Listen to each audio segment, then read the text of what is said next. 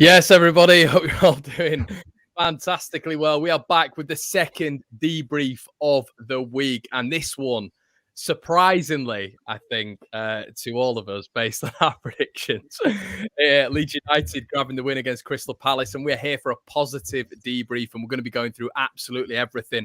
We're back, the debrief, the most comprehensive, analytical, and outrageous hour-long Leeds United show on the platform. My name is Conor McGilligan, the King of Caveats, and I'm here to guide you through another episode of the debrief. I'm joined, as always, by Mr. David. I'm sick of hearing this Palace sound, Brown. And I'm also joined by Leeds have won. Let me take centre stagey, KG. How we doing, boys? Are we all right? KG, I'll come to you first. All good? Yeah, all good, man. Good stuff. Brown, all right? Yeah, brilliant. Yeah, really good. Good stuff. How are you, Connor? How are you? Oh, well, I can tell by that intro, mate. I'm over. Honestly, I'll be straight up. Evening, everybody. I have been. It is so mad how your mood changes. Like my mood has just been so elevated today. Like we were having chat on our WhatsApp last night. And I'm sure everybody in the comment section was the exact same. I reckon I got. What are we saying sleep wise last night? What do you reckon we all got?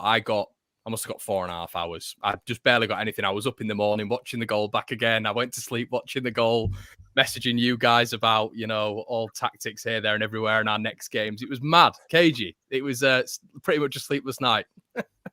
Yeah, it's what we needed, wasn't it? As a fan base, Rajazani as an owner, Angus Kinnear as a CEO, Bielsa as a coach. Just everyone just needed the 3 points, and that was the main thing for me. And I've said before, performances can go secondary as long as we pick up 3 points, and that's what we did yesterday, man. All good. Yeah, and I think you can tell by all of us, we've all got big grins on our face, which is great. And it's great to hear, I know a lot of you were just coming back from work. The reason we're doing this at this time is because we know there are a lot of games on tonight. And isn't it nice we can just chill out and watch the games in a good position, results went our way last night. If you are to look down, obviously Newcastle drawing with Norwich. But yeah, now we're closing in on Europe, aren't we, Brownie? 3 points off Man United, mate. 3 points off Man United. I tell you what, Connor, we're talking about Newcastle. We're closer to West Ham than Newcastle points-wise. So, yeah, let's look up. There we go. Nick says, we have been spoilt this week. Matt Fleming says, I said 1-0 Leeds. ER support is out of this world. Yeah, I mean, I saw it at a Palace account last night. It was, those Palace accounts on Twitter that just absolutely hate Leeds. There's 2 of them and they're really big. I don't know why they hate Leeds so much. But he was just like, yeah, I went to Ellen Road. It was really quiet and they were rubbish and we deserved to win. I was like, seems like slight agendas there, mate. But yeah. But yeah, no, fair play to Palace fans as well who travelled up there. I think the last train back was like 20-10 and there was 1,500 of them there. So fair play, good support. So lads, KG, Leeds win the game 1-0. Was it complete dominance in your eyes? How did you see the game ebb and flow in, mate? Yeah, that's an inside joke, people. But yeah, no, I thought that we was good for the win overall. I know Palace had a couple of good chances, but I just think we dictated the play most of the game until the final third. I really have to give high praise to a lot of the players yesterday. If we're being critical, is up front we were toothless, and I said that yesterday. I think if we had an actual striker up front, I think we would have been more than comfortable yesterday. But I think everybody just worked hard. It was nice to see the team as well with structure, and I think that came from players playing mostly in their natural positions, which was really good to see. Dan James back out on the wing. I thought Dan James was tremendous yesterday, by the way. And funny enough, as people would have heard me on here, I big up Strauch a lot of the time. He was having a hard time with Ayew, and he had to come off after getting injured while he was tackling him. But yeah, I thought the balance of the team, the way we was playing, we wasn't gung-ho. We was being patient with the ball, which was good to see as well. The only thing that we really was missing was a striker overall, because everything else, the build-up play, the crosses into the box from both James, Rafinha, Dallas too, putting tremendous balls into the box that one was just missed completely and another one, no one was there. We was good for the win. I really feel that we deserved that win yesterday. Yeah, I think the I mean, obviously we'll revert to the lineup anyway. It looked like a 4-1-4-1 system from Leeds United. Obviously, you know, the system roll well in use to Elan Mele and net, Stuart Dallas, Diego Llorente, Liam Cooper, Pascal Strout left back, which I think surprised some. Phillips in CDM, Rafinha, Forshaw, Click back in there as well. And wasn't it nice to actually see three midfielders in there?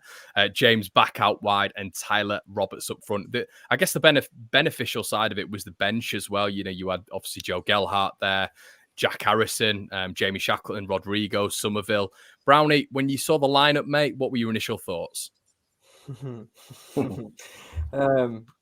you say, it was nice to see a lot less square pegs in round holes. Like you say, we had three midfielders in there.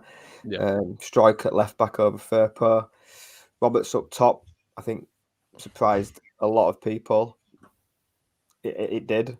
I think it did. But yeah, I think we were dominant. I thought we got at them right from the off. I really did. I was disappointed with Palace. It felt like they came for a draw, and they got what they deserved in stoppage time because they time wasted from minute one, to be honest. I thought Dallas did a job on Zaha. It reminded me of the year in the Championship when Hull were flying and Bowen, when they brought Bowen and he switched Dallas over to counteract Bowen, and it felt like that was Zaha. He really did a number on Zaha last night, and I know Zaha won a couple of free kicks, but other than that, he wasn't really in the game for me. So I think Dallas did a really good number on him. And you see? You know what everybody's not seen it as well. I thought I thought it would have been clipped up today. He makes a tackle on him right at the end, and then the referee blows his whistle, and Dallas just turns around and gives it that right in front of Zaha. Yeah, because they were having. Obviously, you've been at the game, you won't have seen it. They were having, as in like, because it was from all angles, those two going at each other a little bit, and Zaha just looks so annoyed all the time. All the time. I always think, if I was playing, I'd love to go up against Zaha. Not technically at all, but I feel like you could just wind him up. Like, I feel like that would be so easy. I think if he was on my team, he'd annoy you as well because he's constantly moaning. There's times when he's moaning. So like Dallas headed it on the floor with his head. It went off Zaha for a goal kick, and he's waving his arms around like, "You're not allowed to tackle me," type of thing. It was so bizarre with him. But yeah, I thought he did a number on him. I'm surprised Palace didn't play that Conor Gallagher. I thought he'd have played. Oh, come on, no, but no, I felt we had more possession, more shots, more passes, more crosses, more corners. I just felt like KG says we deserved the win, and I think if we hadn't have come out with 3 points last night, it'd have been 2 dropped. Yeah, 100%. KG, the lineup with, we were just talking about a bit more balance there, and I think me and Brown were just talking off air there as well about, it's really interesting now with how Leeds go about setting the side up, because you would imagine that, hopefully, touch wood, James and Rafinha are going to be fit for most of the season now. Is this a scenario, KG, that we're looking at? And everybody get your comments back as well in the section below, where Jack Harrison is now going to be somewhat of an impact sub coming off the bench. Because the reason I say that is because I thought Rafinha and Daniel James, when they were in the natural position, I think we've seen that this season as well, give us a real balance. I am way more convinced when I see Dan James consistently than when I see Jack Harrison consistently. I'm not taking into account last season. That's last season, it's been and gone, but I'm talking about what I'm seeing right now. I am way more convinced in terms of system-based performance from Dan James. It also enables us to have a proper midfield as well for me. Is dropping Jack Harrison, in your opinion, now going to become a thing? Yeah, he's got to work his way back into the starting lineup. It's as simple as that.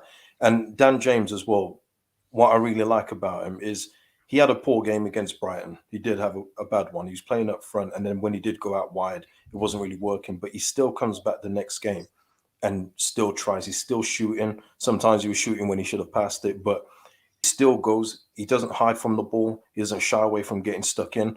There was that ball that Dallas put in, and Dan James controlled it, and it went to their goalkeeper. He's there pushing the goalkeeper over, giving it a bit of spice. He took a beautiful ball down as well from Rafinha and put it in for Rodrigo, then dribbling it around. And I'm not comparing, right? But if that was Jack Harrison, because everyone always goes on about his touch, which is brilliant, but nobody's talking about Dan James' touch there. That was a 50-yard ball, and he's bringing it down with his left foot, coming over his right shoulder, KG. Yeah, but the thing is, no one should be guaranteed a starting spot. That's been one of the problems that we've had, is that our squad is so small that people are just starting when they're out of form. We have now got competition where Harrison now has to look at himself and say, Dan James is doing brilliant. He's a fresh pair of legs, and I think it's showing as well that he's fresh in, whereas Harrison's 3 years into it.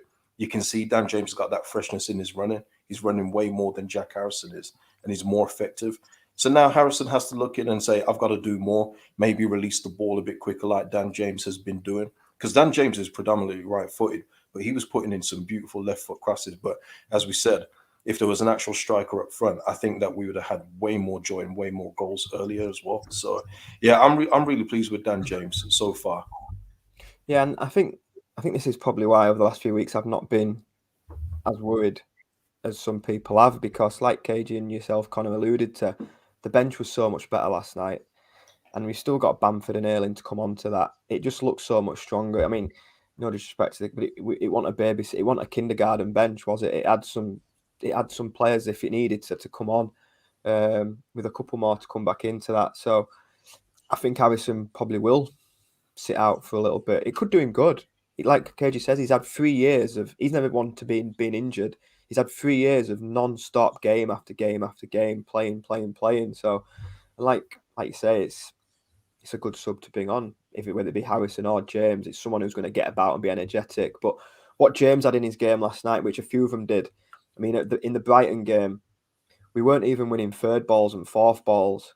We just weren't anywhere near. Whereas last night we were first to every second ball. We were in the face. Dan James was pressing high, winning balls back. Tyler Roberts did one at the cop end, closed the player down. It went out for a throw-in. And it just felt like everybody in the ground, it was a bit nervy at times, and the release on the player's face when the goal went in, everybody knew it was a must-win game.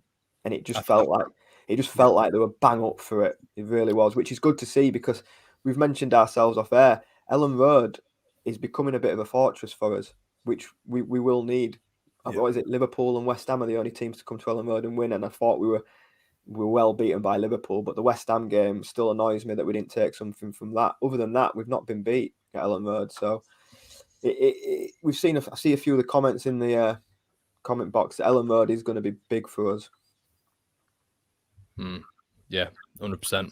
I think it was definitely fascinating to see the lineup. But KG, what did you make of what did you make of Palace's lineup? Because it was very attacking, wasn't it, to start off with? And you were looking at, you were thinking, you Gallagher, Zaha, Edouard, which I didn't really expect. Maybe I thought it'd be Benteke starting instead. But I mean, just later on down the line, I think Benteke sort of made a massive difference for them, didn't he? But it was maybe quite a surprising lineup. Yeah, I was really surprised not to see Elise start over Jordan Ayew, but Ayew did have the better of Pascal Strike in the first half, has to be said. Good to see, what's his name again? Schlupp playing. I'd rather see them playing than Eze and Elise. So for me, it was a plus that those guys were involved. I thought I know Brandy made a joke about Gallagher, but I thought Gallagher did okay in the circumstances. Yeah. I just think that we didn't allow him to play. There was a couple of good challenges on him too. Phillips did one. Cooper got across him and that he didn't get. And also Forshaw as well. So and I really enjoyed that as well. I've got to say that from my team. Really enjoyed some of the smart fouls that were given away near the center of the pitch, where there's no danger, no need for a direct free kick to be taken. Cooper was doing a couple of them. Shout out to Cooper for a couple of those as well. I just thought that we really played the game smart yesterday, and although it wasn't, I think we got to just take back that gung ho thing and not expect that so much. If we can get more points like this, so be it. Because I didn't really feel, even when Palace had those chances, Benteke and had a couple himself, I wasn't overly concerned because I thought that we were still in the game yesterday, which has been unlike previous weeks sometimes. So yeah, full credit to the players. And another thing, back-to-back clean sheets. And like Cage's just said then, not gung-ho. We do feel like we're a little bit different. We are more, well, I think the introduction of Forshaw has been massive, but we are more solid through the middle. You don't see players streaming through the middle of us over the last few weeks, which is a positive as well. Yes, that's a really good point. Actually, that is something that we've not seen, really, is it? I guess you've seen. I think Adam Webster had the most dribbles last week in the Premier League, but I think that was more of a forward press. We weren't pressing him from the forward. I don't think he was steaming in throughout our midfield and causing attacks that way. But yeah, it's really interesting. You mentioned the start as well. When I was watching it, just the atmosphere, Ellen Road under the lights, which always has a sort of a unique feel about it. It felt very a Patrick Bamford away from being a West Brom. The atmosphere, I just felt when I was watching it, the intensity. Leeds were right up for it. The crowd were right up for it. And you thought to yourself, there was within the 5 minutes, Stuart Dallas, I think you were alluding to it, KG. There was an absolutely fantastic ball across 6-yard box, and Roberts, he had to connect with it. He missed it, and I think it went out for a throw. But it was an unbelievable chance. You think if that's on Bamford's, radar, that's 1-0 within 5 minutes, and we could really go on to press the action here. Yeah, and I just want to add to that, because I know a lot of people saying Roberts played well and everything, but I look at it different from a striker point of view. And Brownie mentioned it in the group chat last night. It was a great point about the lack of goals we've gotten, but it's just that everyone else was doing the pressing, the recoveries, and everything else like that. But Roberts wasn't in the right place quite a few times, and I'm thinking from a point of James and Rafinha, who are putting these beautiful crosses in. Rafinha fizzed one that a half decent striker would have gobbled up. It was just waiting to be hit as well. If you got somebody like that, then we're cruising in the game. So that's where I go with the Tyler Roberts thing. It's not just a slander session on him. It's just that he was anonymous in the first half. Let's get that out of the way. I know Brownie mentioned one press, and then in the 70-something minute he did a turn and won a free kick. But you shouldn't be remembering just those little things like that for your striker. And that's where I would have said, where is Gelhardt? And that's why I'm glad it didn't end 0-0, because again there would have been some more questions. But I think what people are going to just get ready for as well is he will be starting against Brentford, just judging from Bielsa's comments yesterday too. For me, I think Cage is right. As a striker, you want your striker in the middle of the box. You want your number 9 in the box, in and around the 6-yard box, getting the tap-ins and things. Don't get me wrong, I didn't think Roberts did anything wrong. There was one in the second half, which I've already mentioned, which he really pressed, and he got up the pitch, and he won the free kick, like Cage says, and he's getting the ball in the middle of the pitch and spreading it wide. But that's not your number 9. You want your number 9 in the box. So you've got to be careful where we go with Roberts. Don't get me wrong, Brighton last night, not done anything wrong, but we were all saying, why is Gelhardt not coming on? So if our number 9's doing the business, why are we all saying, but when's Gelhardt coming on? When's Gelhardt coming on? And we all were in the ground, at home, Twitter. Everybody was saying, why is Gelhardt not on? So if your number 9's doing the job, why do we need to bring Gelhardt on? That's how I see it for me. But he didn't have it could have been a thing where Roberts plays behind Gelhardt. Not saying he did anything to take him off, but you just want your number 9 in the box more. And like Katie says, I mentioned it last night, and I don't want to put the dampeners on a great night, but it was 30 seconds away from being another 0-0, and it's starting to concern me a little bit. I know Bamford's come back in, but out of 16 games, 5 games we haven't scored a goal. We've scored 2 penalties. Llorente was a corner against Watford. Took us 80 minutes to break Crewe down. We didn't break Burnley down until the 88th minute, which you could flip around and say we keep going, and it's good that we keep on going and keep on going. There was the goal at Newcastle was a freak cross across the box. Ayling's goal at Old Trafford was a 30-yard screamer. The goal for Rodrigo, another 30-yard shot. We're not breaking teams down and scoring. It's either a set piece or a long shot, and that's the only other thing that's maybe stopping us being 3 or 4 places up the league, which I'm hoping comes when Bamford comes back in. Yeah. No, I can't. You've got to be transparent, haven't you? I mean, I was the same. I was the exact same on sort of 60, 70 minutes. I was absolutely screaming for Gelhardt, and I guess that's football, though, isn't it? Football's margins, and we managed to get the look of the green. We've not got a lot of the look of the green this year. For me, it's sort of, we've had a lot against us this year. Whether or not it should be red cards, whether or not it's penalty decisions. I still watch that Dan James one back at Newcastle, and I get a shiver down my spine. Do you know the difference? And me and KG have said this for weeks, and take my heart to KG. Would that penalty have been looked at if all them players aren't chasing the referee down and screaming? No I'm not convinced it is, and that was the problem at Newcastle. Dan James just got up, trotted back in, and we were just too nice. And like KG said before about we're doing good fouls in the middle of the pitch, we just look a little bit more streetwise over the last few weeks. And that penalty, I honestly, I came out of the ground with my brother, and we were both convinced that we don't get that if we don't go and charge at the referee. I just don't think it gets looked at. And I think the person that springs to mind with that, and he's done it the last few weeks, is Llorente. He's in the ref's face all the time. He even did it with Zaha. When Zaha went down rolling around, he was straight over telling him to get up and everything. And the passion from Llorente, I'm loving it. And more and more it's growing on me as Llorente really is that side of it. We know he can defend. We know he's, but the last few weeks he's really stepping up as a bit of a leader, to be honest. He is absolutely, and it's good to just get a good run of games out of him. And we see in the quality that he's got from a consistent run of games. It's so good to see him just stay fit. Yeah. This is what we've needed as a team, because he's better. We're better with him in the team. It's quite clear, and I just feel he's just leading from the back, and it's right. As soon as I saw him go up, as I saw Cooper follow him, I saw somebody else get there. I was smiling like a proud papa, man. I was like, you've been saying that for a week. You've been saying it for weeks. Get in his face and make him think, because as much as VAR is a machine, it's still human behind there. If you carry on with the game, they're not going to go back and look at it and say, oh, what is it that they're not claiming for? They're going to go, oh, what are they talking about here? Let's have a look. And then that's why they'll tell the referee, oh, you might want to go and check that. It's just what we have to do. Maybe they had to do 50 extra press-ups by Bielsa today for doing it, but I'm happy they did it. Yeah, get the press-ups done, lads. And I think the turning point, and we said it in the debrief after the Norwich game, Phillips was starting to get really annoyed with all the little niggly fouls that weren't going our way, and he had a bit of a pop, and he had to call Cooper over. And since then, it's just been a bit like, do you know what?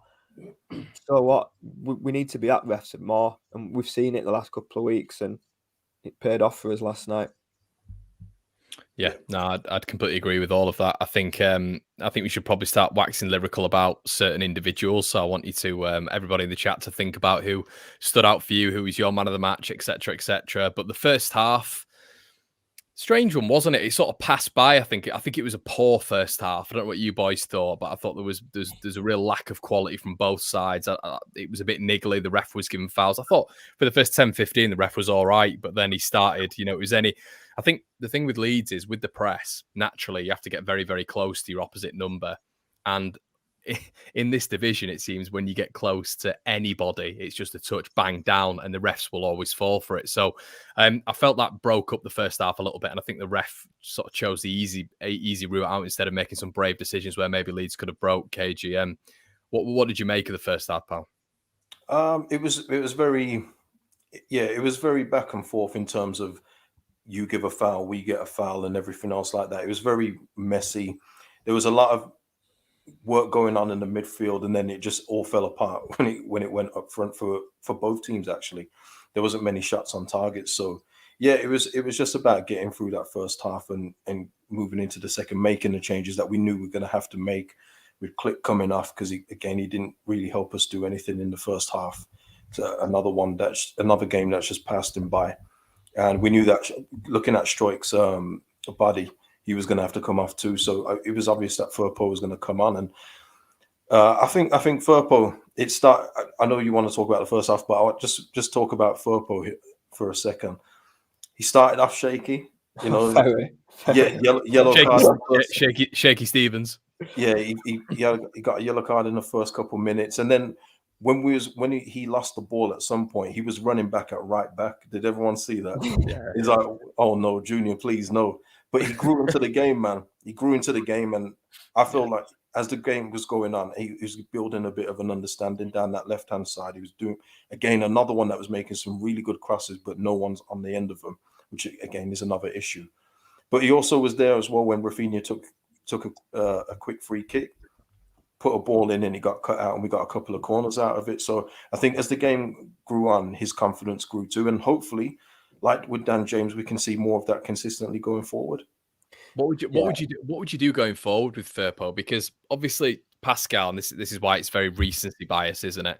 Pascal has been exceptional, really, at left back and in general. I thought yesterday was probably actually his poorest game of the season. But generally, you're looking at Pascal as one of our outstanding performers this year. With Junior, Obviously, he's still going to be adapting into the system. I think people will have seen it yesterday and suddenly think, well, that's going to be his performances for the, hopefully it is, but the thing is going to be that for a continuum. What would you do with him? Would you now persist with him, or would you sort of go on the line of the reliable Pascal Struijk, who, if he's not injured, touch wood, will come back in and always give you a 7, 8 out of 10 performance? It's a difficult one. It all depends on how Firpo's feeling game to game at this moment in time. If he's good for the Brentford game, possibly start him, give Struijk a little break until the Chelsea game, where I'd much prefer Struijk to play against Chelsea. So yeah, I would go with Firpo against Brentford if he's ready to go. And just so you would just ease him in against maybe certain teams, like you just alluded to bringing Struijk back in for Chelsea. A lot like how we done with Forshaw, because we didn't see Forshaw for a long time, even though he was declared fit. Bielsa obviously knew when to bring him in, so let's trust him again and see if he's good for the Brentford game. And if we can get another performance like his latter second half, then I think we'll be more than all right with him. For me, he's only going to get better by playing. For me, so I think at some point he's going to have to play. But I mean, Cage is right. That first 10 minutes, I thought, oh no, he could get took off here. Honestly, that first 10 minutes, I know people are saying he was good. The first 10 minutes, I don't think he completed one pass. He loves the first. He loves the yellow card in the first 3 or 4 minutes, doesn't he? And as the half went on, he got better. But his crossing was quite. He stood quite a few balls up, which is another positive for when Bamford comes back in down that left hand side. He got to the byline a couple of times and stood a few crosses in, and like KG says, we got corners from him, but he needed that last 20 minutes because the first 15 or so wasn't that great. But like I say, he's new, he's learning, and he's only going to get better by playing. I agree with you too.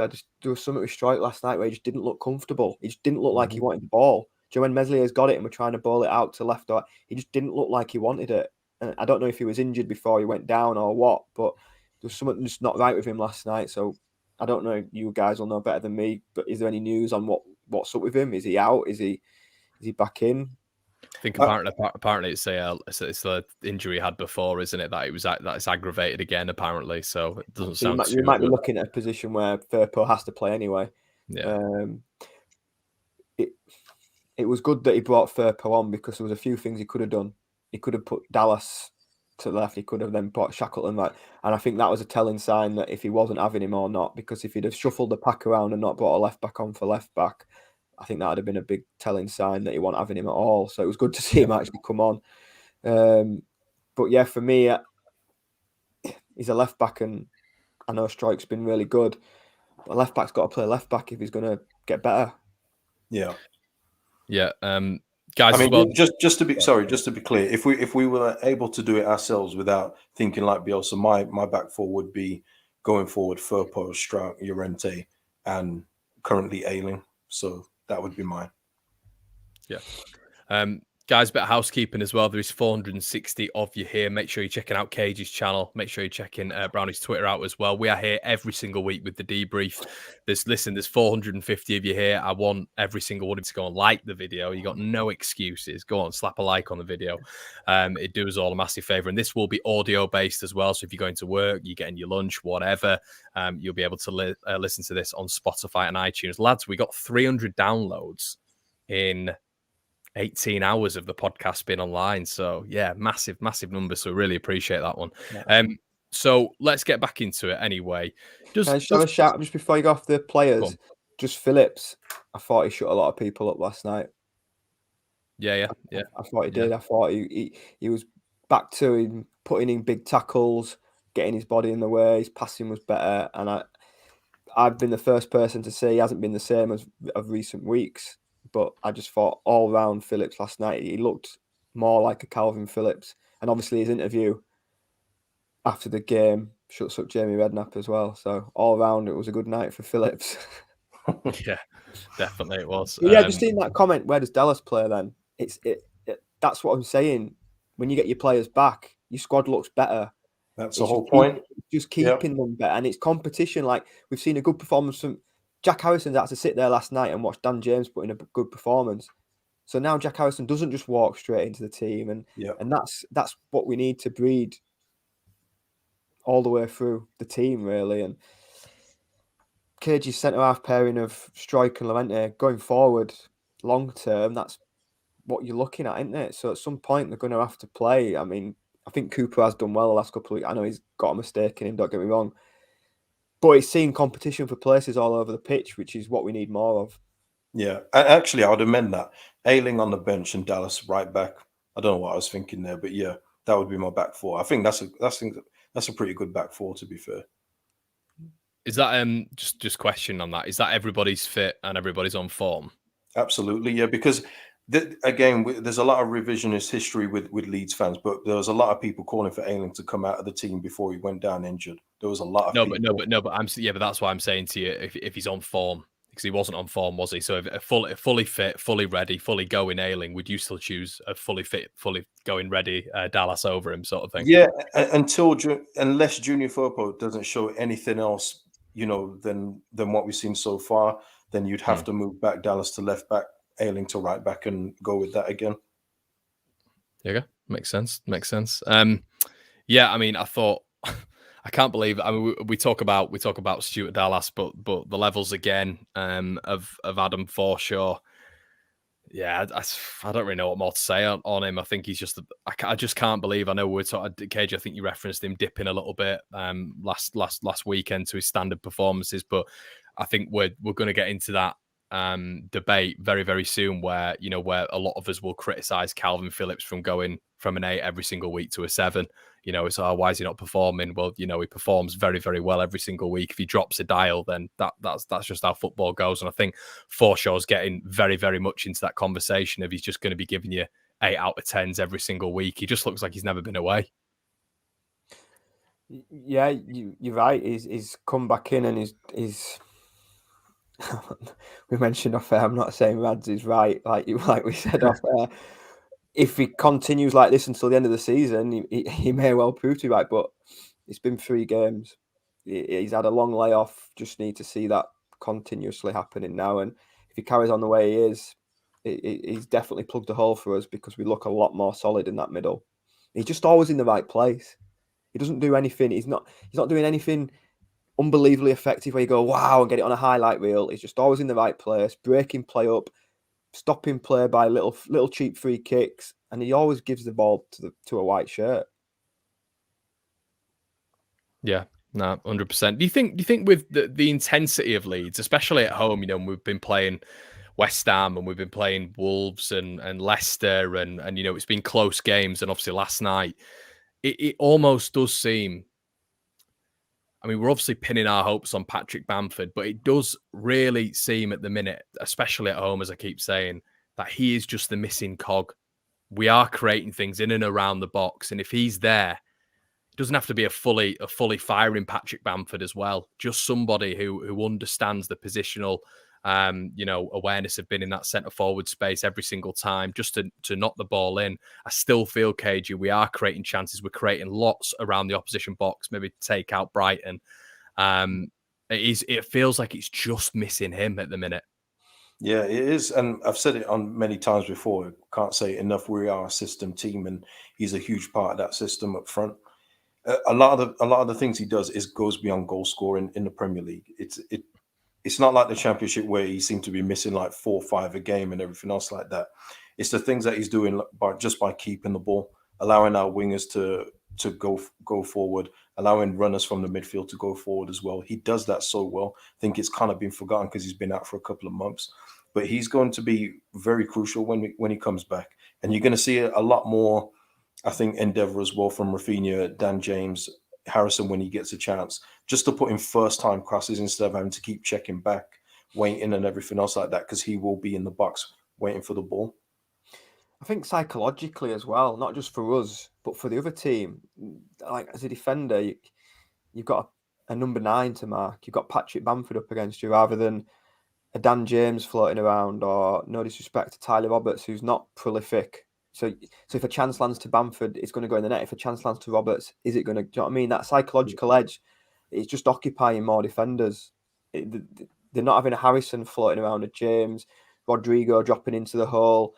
Because some of the games, like I said, there's 5 games you haven't scored in. 5 out of 16. I know 2 of them were cup games, but I mean, 5's a lot. It's nearly a third of our games we haven't scored a goal in, and I think some games have just been a little bit too easy for the centre halves, to be honest. So I just think a Patrick Bamford in there just occupies their defence a little bit more and frees up more space for the midfielders. Yeah. It's been a bit of a weird one as well, because like at the back, I mean, we've obviously had the outliers in, we've had the outliers in Manchester United and Liverpool. But aside from that, it's not been too bad. To say we've faced Wolves and informed Wolves who'd won 4 out of 5, West Ham, Leicester, Tottenham. Yeah, you'd have expected, you definitely had Palace as well, Brighton. You'd have expected maybe more goals to be conceded, KG. Do you think that's a fair assessment?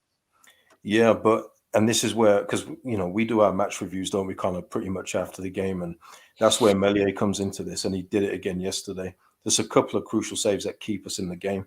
When on those games where we were getting run through before Forshaw came in and centre-backs were running through next to our backs and everything else like that, he was the one that was the last line of defence that was saving us.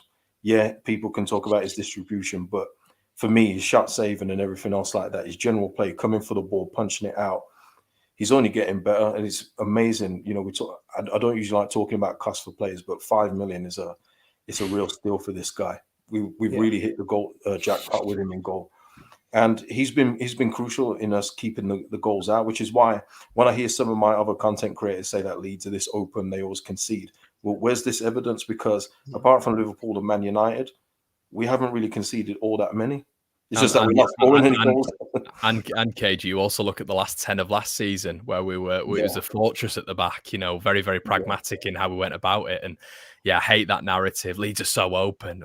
It's a lazy narrative that's come from a couple of years ago, and everyone just repeats it. If they're not paying attention, which most people aren't, they just go with the lazy narratives and everything else like that. So you have to forgive them. And this is why I was kind of saying that we've kind of changed the way we play a little bit. We don't, like you said, we're not gung-ho. You see that with the goals we're not scoring, and we're not leaking too many. I mean, you watch it with 4-3 on Sunday and we'll be looking like idiots, but it just doesn't feel like, we were a minute and a half away from back-to-back 0-0s. That's not an open gung-ho team. No. I know we've rode our luck a little bit in the Brighton game, and Ben Seke should have done his little swan thing, but other than that, we're not giving away massive of chances like we used to. Like, I mean, that Liverpool game, Mane could have scored 6 himself. We've gone away from that, I think. Yeah. And we just look more solid.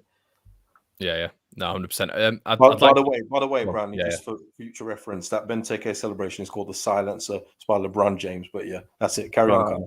We're going to call it. You say you learn something. You learn something every day. You learn something every day. I could have gone with the eagle, with it being Palace, to be honest, not a swan. But... No, that's Jamie Vardy. He'll do that for them. KG getting a lot of compliments for the Penguins attire as well. There you go. Getting a few comments in the section there. So there you go. Don't know what's the thing? Is it up the pengs? Pengting? What is it? Pengting. Are you calling me a pengting? You just call me a painting. Connor, we'll have to walk offline, man. What's going on? The paintings. Just let's go Pens, that's all. Shout out to all the hockey fans in here. Shout out. There we go. So should we talk about the main man anyway? The man who got the goal, ice cold. Just like that. We'll get onto the run up in a bit, but Jesus. Rafinha, once again, he was. I feel like you're definitely getting teams completely isolating him now. And definitely in the Brighton game, definitely in this game in particular, they're doubling up on him. And I don't think they were last time because I think we had more threats. Obviously, Jack Harrison was on fire last year. Patrick Bamford was in the fold. So the teams had more things to worry about. Luke Ayling bombing on that side as well. So you can't exactly double up. But now they are doubling up because Leeds' overlap and underlap is lacking a little bit. So they're able to do that on Rafinha. So I thought they did it again yesterday, but KG, he stepped up when he was needed. Yeah, it's another one of his games where he just takes control and creates loads of chances. And it's just unfortunate. It's a recurring thing, but it's just unfortunate we were just so toothless up front because he was doing a lot for us yesterday, as usual, as he usually does. I know people say he had a quiet game. Everyone had a quiet game against Brighton, but yeah, He is our match winner. It's quite obvious as well. I think I forwarded that stat to you guys that he scored 6 of our 13 goals.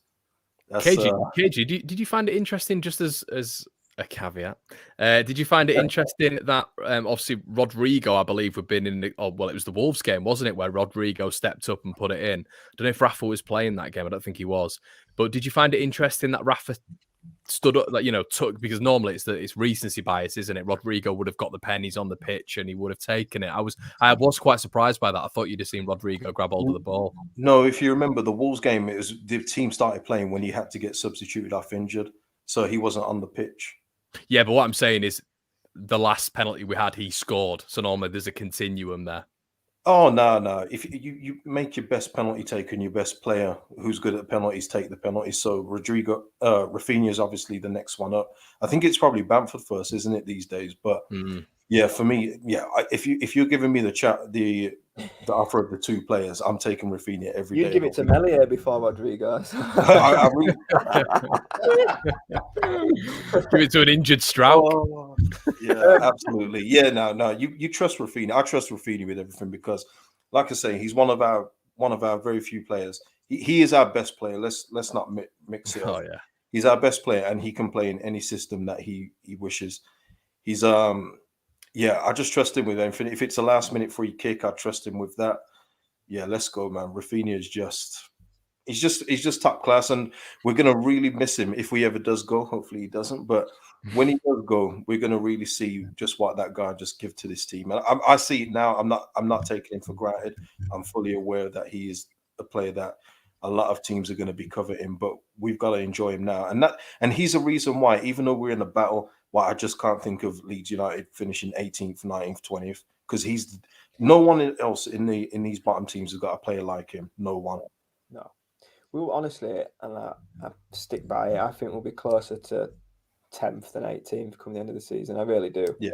I mean, what if Rafinha wasn't there, just out of interest?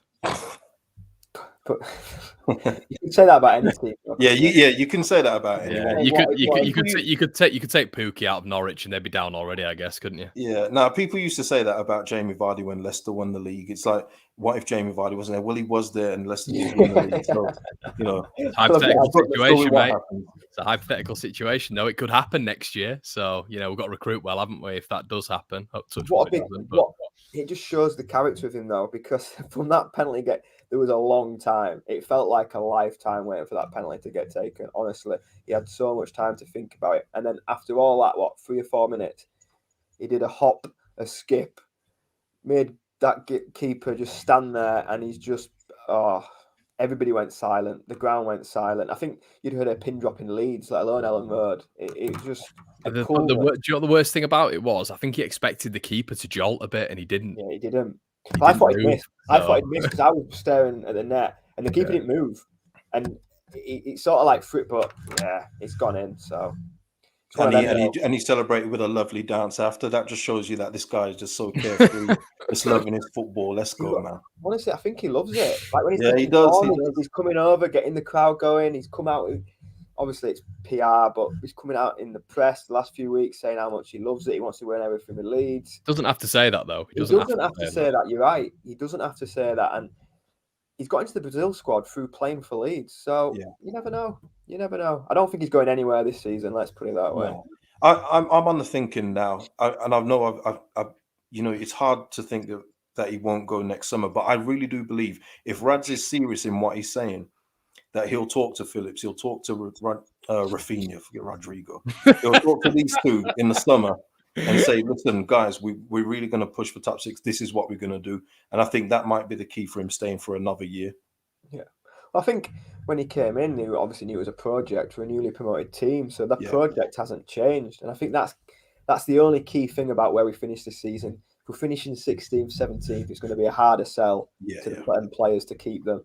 But yeah, I mean, we said last night, I know we're joking, but 3 points off 8th. It's a bonkers league.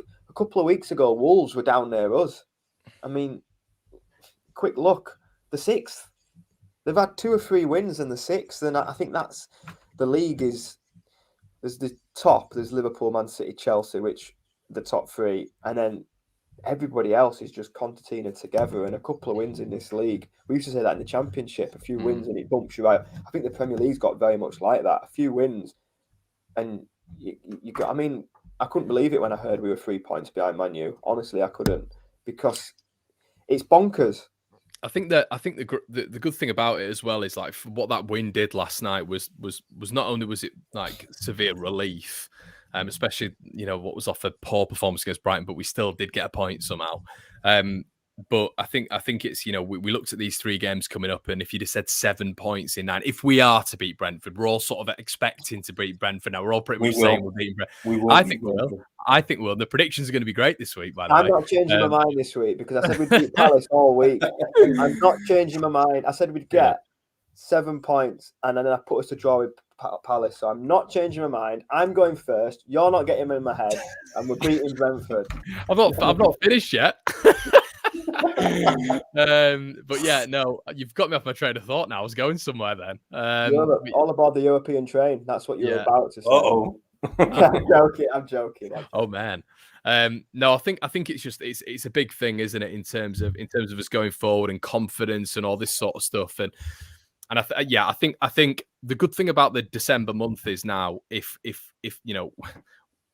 we look at those games and 3 of the best teams, the best 3 teams in the world at the minute.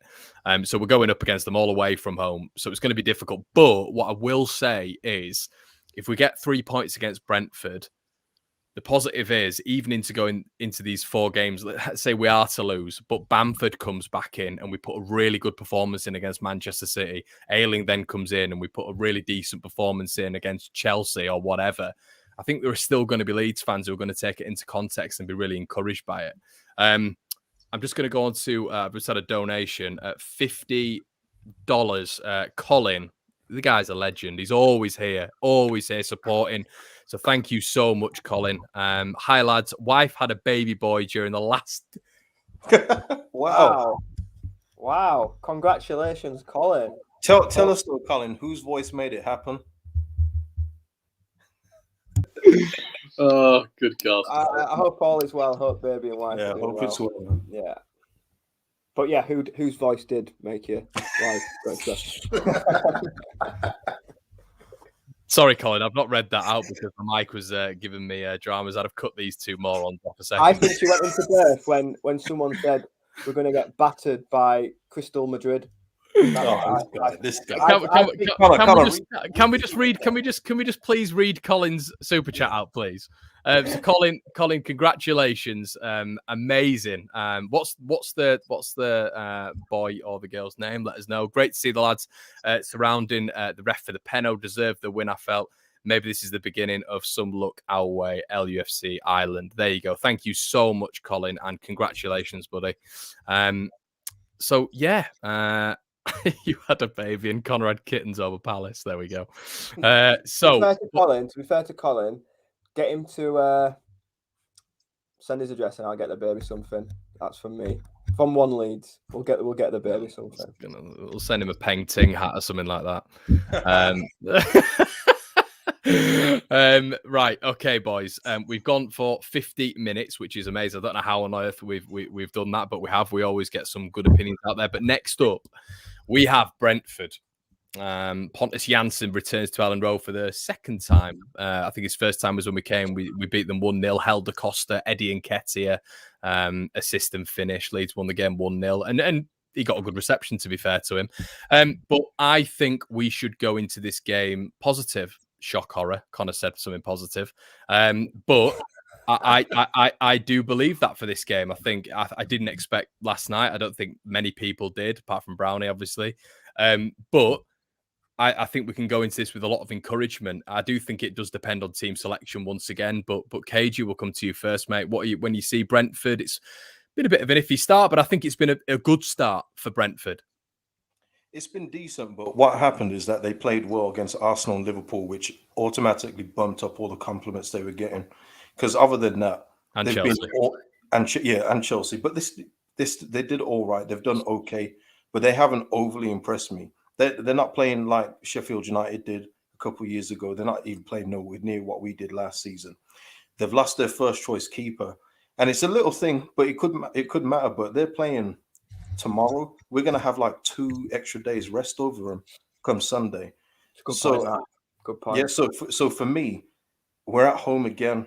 I just see this being a Leeds United win. I can't see anything else. There's no scenario in my head that says that Brentford are going to beat us tomorrow, Sunday. So yeah, Not only are they away, they're away to Spurs as well. It's not. yeah, they've got a tough game. Yeah. Yeah. Mohammed Smith says they've struggled since the Raya injury. Yeah, I mean, there's been a lot made of that, and we were talking last night, lads, weren't we? And this is where it's going to be really interesting with Bielsa's press conference. It's going to press conference and team selection with regards to Tyler Roberts or Joe Gelhardt. We were saying, and we can really strategically look at this because we had Pontus for so many years, didn't we? And he starts them week in, week out.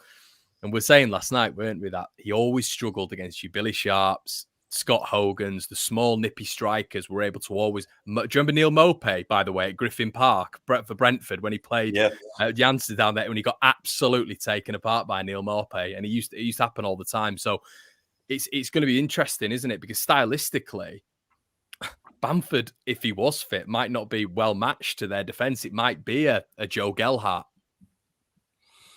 It'll be Tyler Roberts, but yeah. Yeah, no, I know what you mean. We said last night, and I completely agree. He did struggle against them type of strikers, and I think that's why we were all surprised last night. Maybe that was in his thinking. Tyler Roberts last night, fresh Gelhardt at the weekend, because I mean he didn't do anything wrong against Tottenham, Gelhardt, did he? I thought he had a good game, and to then not have any minutes since is a strange one. So. I just thought it'd be an interesting point because it's small, it's stocky, it's exactly who Pontus Jansson's always struggled against, KG. That low centre of gravity, he like Pontus Jansson loves a battle. He loves heading the ball, but when anything around his feet, he seems to struggle. So I think you'd bang on, Connor. I think that something like that would really work. Could hark it back to the game at Ellen Road, where as soon as Nketiah came on, the whole game changed. It did, yeah, you're right, and ended up scoring the winner. So yeah, it's a really good point to make. Yeah. KG, so just initially looking at Brentford, do you think there's a? I mean, I don't really know how they're going to set up against us, to be quite honest with you. It looks like they go with the aerial assault pretty much every single game, which I never thought of that with Brentford. I don't know when we've ever played them, I've not naturally thought that they attack set pieces and they're really bullish on that side of the game, but they've seemed to have really been pragmatic again coming into the Premier League and sort of diversifying how they play a little bit. Yeah, they've got a few threats, of course. I don't know if Mbeumo's injured or not, but he's a good player, a decent player, I should say. He's had an unlucky start to the season. He's hit the post and bar a lot of times, but obviously Ivan Toney is the threat up front. But just for me, I just think that we'll have more than enough to. That's pretty good, Colin. There, shout out to you. I just think that overall, the way that we're playing, especially at Ellen Road, I think that's the key thing for me with this being at Ellen Road. I just think that I think it's going to be much like the Palace game.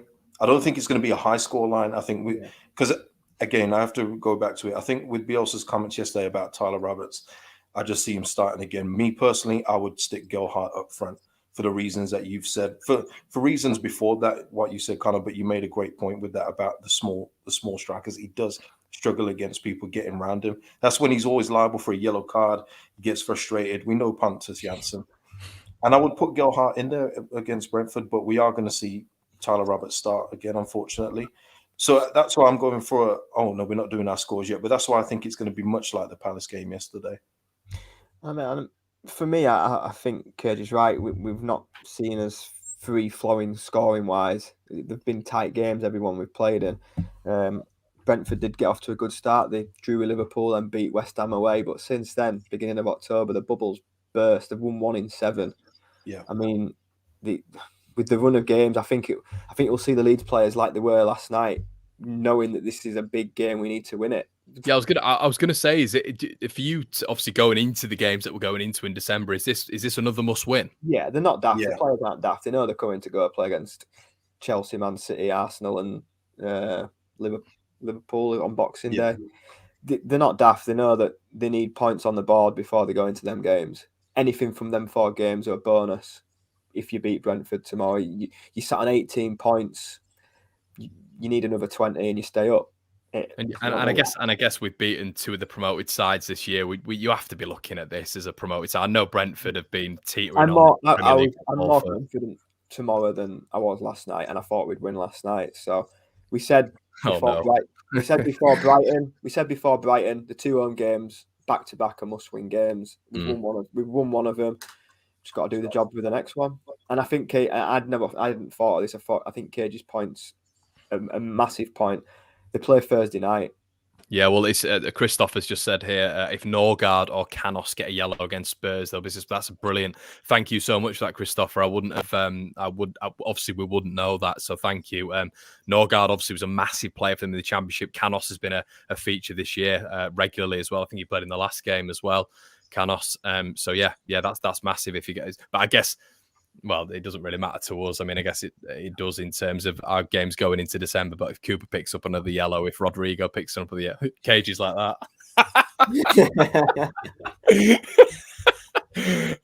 But yeah, okay, fellas. Well, we're approaching about an hour in now. So this is normally the time of the show where I ask everybody to subscribe, of course. Cage's links in the description. Brownie's links in the description. Go check the guys out. And as well, make sure you get on the audio. You can get this on Spotify, iTunes if you've just joined or whatever. As I say, you're always going to work and people want to listen to it. Make sure you do so. I've made that available for you guys. And like the video, as I said at the start. So, lads, predictions. The table is the exact same as it was at the start. Brownie is still top. The only person who goes top of the table and still shakes the head. But there you go. So KG, you get 1 point if you get the correct team, 3 points if you get the correct score. So lads, let's get into it, shall we? KG, I'm guessing you don't want to go first, so we'll go to Brownie. Yeah, I'm going 2-1 Leeds. I think KG is right. I think it'd be KG. I think it'd be tight. I can't see us getting 3 clean sheets on the spin, so I think we'll concede 1. But I think we'll win the game. So yeah, 2-1. And I think, again, I'm agreeing with KJ. I don't see us scoring 3-4, but I think we'll get the job done. 2-1. Okay, that's fine. Yeah, everybody get your comments in the section below as well. Sorry, John's gone 2-1 as well, Brownie. Nick Matthews has said it will be like Burnley away, Rodrigo on as a sub. Gets 2. Mark my words, 4-0. Okay, yeah. I mean, like Brownie said, I completely agree with what Brownie said in terms of I was way more confident about this game than I was Palace anyway. So obviously I'm very, very enthused at the minute. 3-0 lead, says Gale. 1-1, says Bury. Just before we get onto your prediction, KG, how would you feel about a 1-1? I know it wouldn't be ideal, but would you be all right with it? It depends on the circumstances of the game. In all fairness, it's not one of those where I think we should be, entitled to win. It's not one of those games. So it all depends on the circumstance of the game. If it's a 1-1 game in the end or not. So we just have to see what happens. But ideally, you're in the Premier League. You've got to look at teams like Brentford at home, and those are 3 points. You just have to. Yeah. So if we're 1-0 down going into stoppage time, I'd take a 1-1. Other than that, yeah. Okay. It's got to be 3 points. It's got to be 3 points. So yeah. And then it's been a really good week. 7 from 9, 18 points. I think if we win, we'd be sat 12th minimum. It's.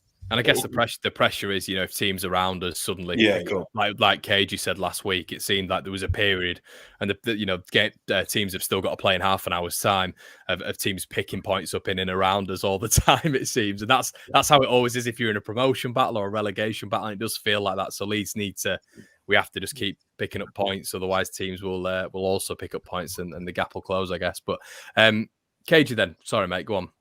Yeah, and someone's asking if Bamford will be back. I don't think so. I think Bielsa said he'll be back next week. Isn't that right? Chelsea? More likely anyway, but I don't think he's going to be back for Brentford. Oh, and also on the subscribe thing, if 20 more people go over, I hit 3,000. Cheap plug, but go over if you like me. You know what I mean? If you like me. But yeah, my score prediction, I disagree with Brownie. I think we're going to get another clean sheet. 2-0. 2-0. I hope Kate is right. 2-0. Okay. 2-0, 2-1. Okay, I'm going to go with... It's going to come out of a 1-1 now. 4-1 Brett, no. I'm going to go... Colin will be having another baby. I am going to go with I need to get this one right. I need to start claiming the point. I think I'm going to go top of the table. I'm going to go for another 1-0 win. Scrappy. I can see that. I think we're going to get the second one. Well, you might think that, but I don't think that. So, well, I think it. So, you know. So there we go. For the first time on the debrief, guys, I think it's 7 or 8 episodes now. We've all gone for a Leeds win. So I think it's going to be quite rare that happens again. Hopefully not, but there we go. Okay, we're an hour and a minute in. You guys have got your debrief fill for the week. If you want to wait a minute, Connor, can I just say it's quite funny that people think that we've cursed it. I have KG. I get honesty, mate. I get that all the time. Everybody, all of my subscribers will tell you, mate. Every time I predict a win, people get really nervous. So there you go. So, but you know, there we go. That's what I think. That's what I believe. So. Yeah, guys, thank you so much. Once again, the debrief, the 7th of its kind, will be back on next Monday. But you've had 2 episodes this week. This will be audio-based as well. Check out KG's channel, Brownie's Twitter. And guys, thank you so much again. And we will see you in a bit. Have a great evening. Cheers.